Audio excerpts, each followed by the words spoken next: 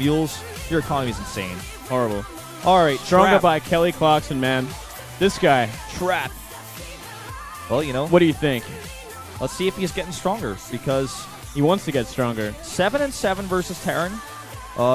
This is part of which in an era of Protoss dominance, but a lot of that also coming back to the 2012-2013 season of StarCraft 2 as well. That is true. On STX. So, not the most relevant stats because we didn't see Trap play all too often last season either. Well, we haven't seen much of these players at all. Here's aLive, and yeah, we haven't seen this guy in a very long time.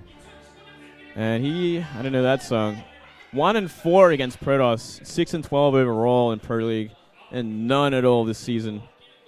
They're putting him in this time as 4th place on the roster. It's a nice classical song. Yeah. Is that Ride of the Valkyries? I don't know. I can't remember the name I'm of the bad song. with my classical music, man. I'm like, everyone's like, oh my god, Wolf, you idiot. That's like, no. I'm like, oh, I'm sorry. But yeah, aLive having a pretty weak stats to fall back on. I mean, honestly, if you want to look up his stats, like if you're an aLive fan, I just wouldn't even recommend it. I mean, I'm being totally frank with you guys. This guy has struggled for a while now in Korea. You know, he tried his hand in America. Let's see what he does today. If he's able to win this, it's all over. It's StarTale wins. We'll see if Trap can force an ace match.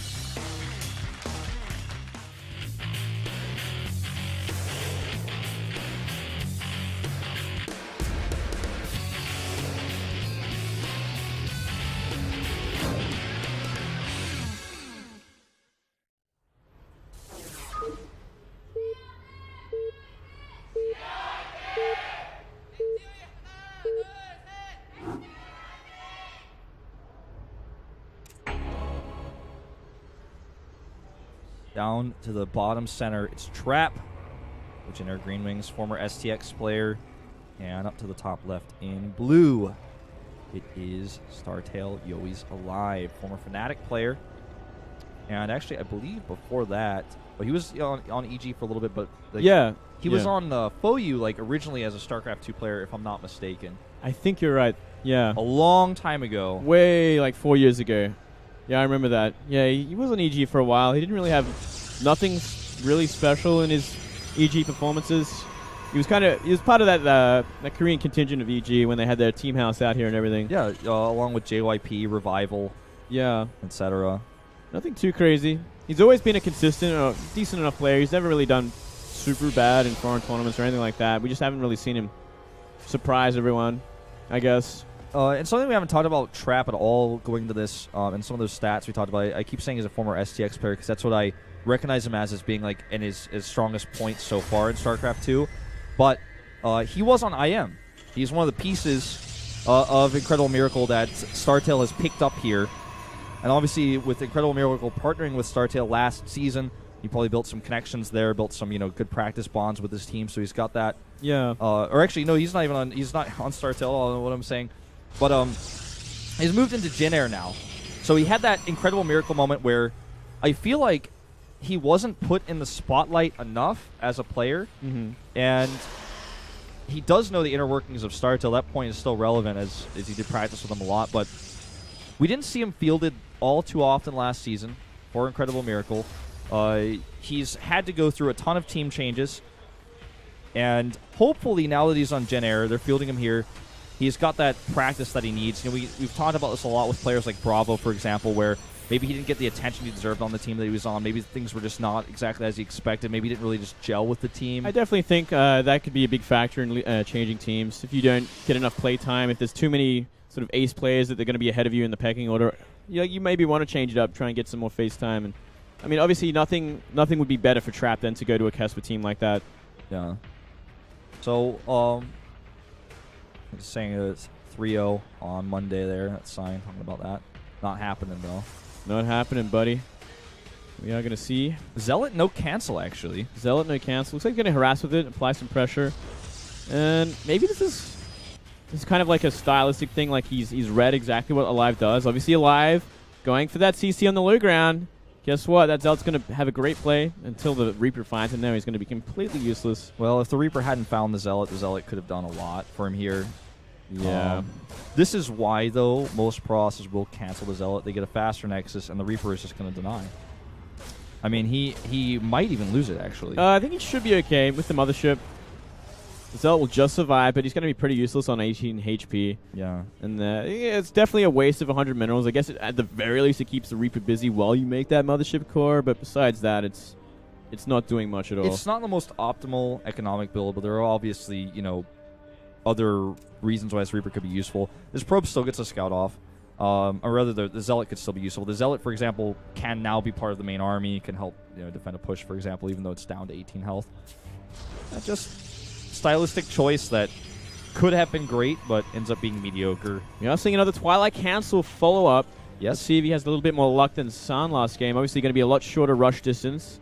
Yeah, this map's not too horrible to get into the main base with Blink. It's still... Oh, is he going to find this? Oh, that was so close, and he does find it. He finds it. Wow, very nice. That's a very important. Stopping that pylon going down up there, that makes everything just so different. It means he's going to have to push out the map with the Mothership core, the Stalker, kind of clear that Reaper away and put down another pylon before he even gets close enough. Which will likely be scouted, almost 100%. It'll give everything away. Needs that Stalker. Ooh. Both times aLive allowed the Zealot to get a swipe, and if that happens, then you got to get out of there. The Zealot hits a Reaper. Reaper's not sticking around anymore, that's for sure. Yeah, we are seeing a very fast third CC go down as well for aLive. I don't know about Blink on this map. There's basically, if you want to attack with Blink on this map, there's one location in the main that's pretty predictable. There's always going to be vision of that. And you can go to the natural. It's definitely not a bad build, but I think it's better for the Blink Feign than to actually do a big commitment like San did. And I think that's what we're going to see. He's continuing pro production. I think if we saw the build that San did last game, this game, it would win the game. Because, I mean, look how greedy aLive is being. Look how late these 3 barracks are. I feel like he would be pretty behind if San went for that sort of timing. Right. I mean, for the map was what I was more talking about, but for the builds, yeah, absolutely. Like that Reaper does eventually kill a Reaper. Very greedy play from aLive, but it could work out considering we are seeing 2 Forges go down for the Jin Air player. He has no scout information whatsoever about this. He has a obviously late robo to get an observer out. No sentries to hallucinate, so he has no idea about the third base. aLive similarly doesn't get any additional information with this Reaper either, though. But he's just playing such a greedy build, and it looks like he's going to get away with it. I mean, the Blink Stalkers can move across the map and try to force bunkers to be made. He's going to show them. But it's definitely not going to kill aLive here, who, by the way, already has +1 attack super early, is starting his +1 armor.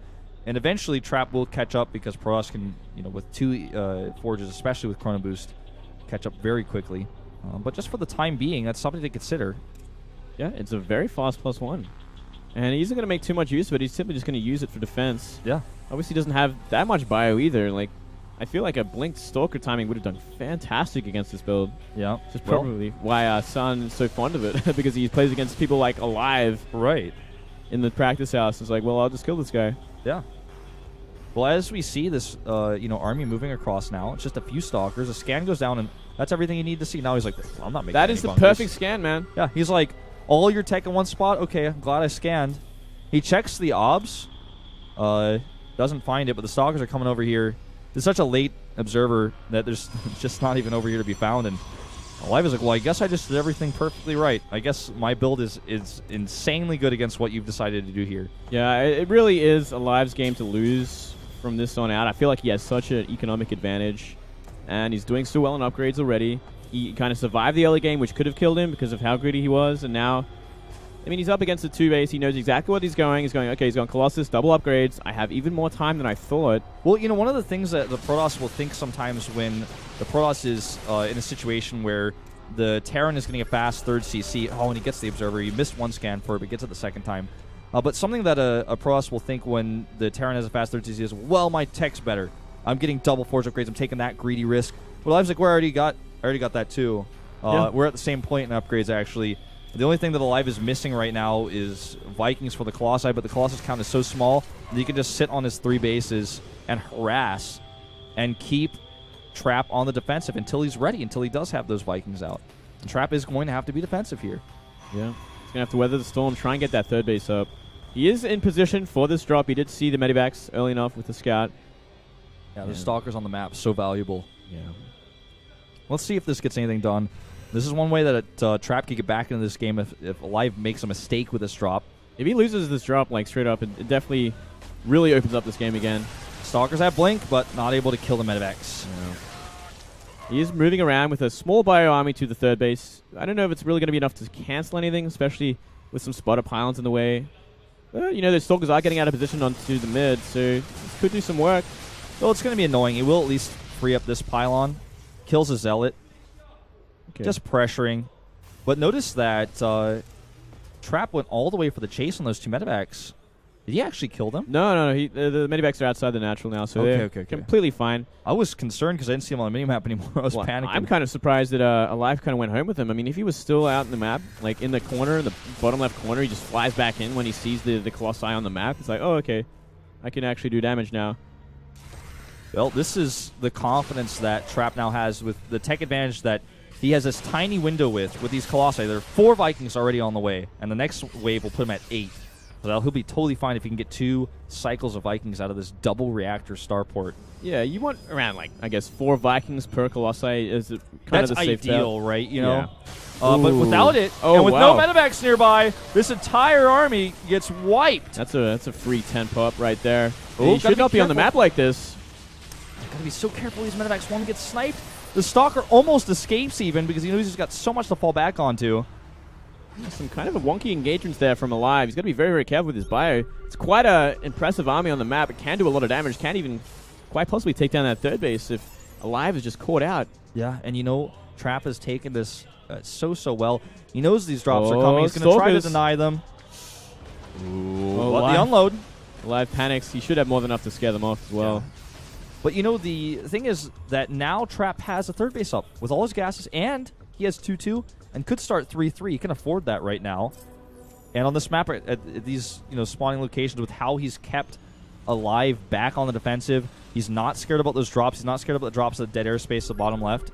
He could just afford to get those upgrades, and he starts them right away, as well as charge and additional gates that he can power up to get those extra Zealots out with the extra money he has, those extra minerals. It's actually really impressive that he's managed to do that, like to keep these upgrades, get the upgrade advantage now, go into Colossi, be as greedy as he was, simply because of how greedy aLive was. He really could not apply pressure, and it really gave Trap a way back into this mid game to the late game. Very comfortable sort of transition. He's just so confident to keep his Stalkers away from his army. He has so much vision on the map that he doesn't need his Stalkers on the main base. He's not scared about drops because he's always watching the drops. He's always poking with his Stalkers now. He's like a Zealot spotter on the bottom left of the map just in case. Yeah. Big blink forward here. Just having those Stalkers do as much damage to armor as they can. Vikings a little bit out of position here. And they're not all together. Stalkers blink forward again. Oh, wow. Really nice engagement from Trap. He's focusing down the wall. This is terrible for aLive. It's absolutely horrible. Every Viking is gone. It's all gone. And guess how many Colossi are left? 5 Colossi are left.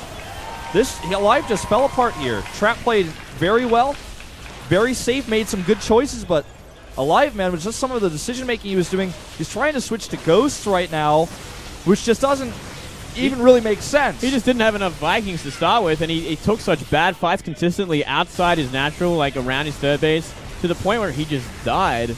And now there's no way back. He's down 40 supply. Archons are being morphed inside. Yeah. Well, this is game over for sure, Moonglade, but aLive trying to make something work. He's got a nice solid defense at his third, but it's going to eventually fall. Not enough Vikings here. There's like more Colossi than there are Vikings, and that's never a good sign.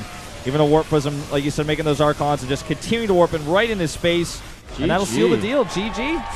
What a wonky, weird game that I am. Not a fan of aLive, man. I don't know what went wrong there. Like I'm looking at it like he had a great start to the game. He survived everything. He didn't really take any damage. He was too far out on the map. Remember what I was saying earlier about there's the one advantage Pross has in this situation is his tech and his upgrades, oftentimes is what that is, but he didn't have the upgrade advantage because aLive was tied with him. But then he was too far out on the map when he didn't have Vikings to deal with Colossi. It's just like everything's out of position. Yeah. The bottom line is aLive is out of position. He's always on the wrong place at the wrong time. And he's taking fights where he should be running for his life. And Trap knew that he was getting some stuff done with his Stalkers. As soon as he had all the spotters for the drops and aLive just quit dropping, he just quit. His Stalkers were out picking off Vikings. They're picking off Marauders. Like these